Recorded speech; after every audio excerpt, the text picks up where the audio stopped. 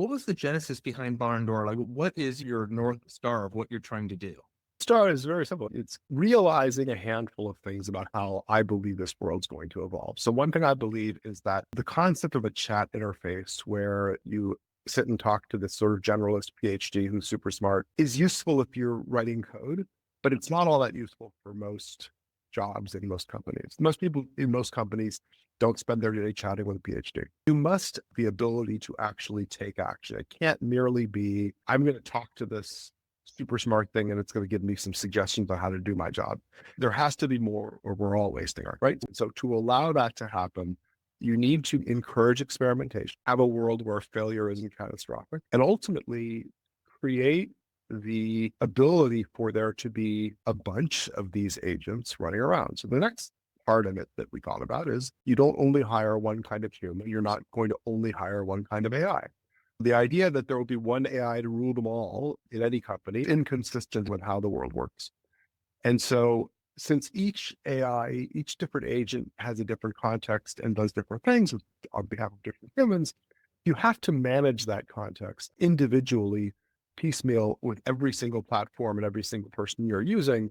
It's going to get really, really hard really fast. Because today, companies are experimenting. They've got tens or dozens of these things, but there will be hundreds of thousands of them in most decent sized companies in the next couple of years. Managing those piecemeal will be hard. So we built something that allows you to manage it across everything, which I think is very important. And I think the other part of it is we're here to succeed. And so as people start using these things, it's very hard in the company to know exactly what everyone's doing.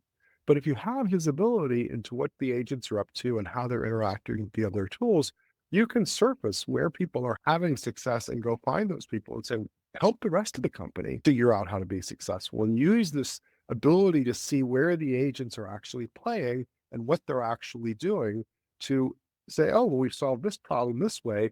Let's use that same sort of concept to solve this problem over here that hasn't thought about doing. I oftentimes hear CIOs say things like, you can't manage what you can't see. And there's a big discussion on a visibility layer. Do you believe it's a visibility problem or a concern or a lack of understanding and clarity? I think that another challenge we have is that we're sort of still in the faster horses phase of this, right? We're taking people using tools and we're saying, here's an AI, it will use the same tool in the same way to do the same thing a bit faster.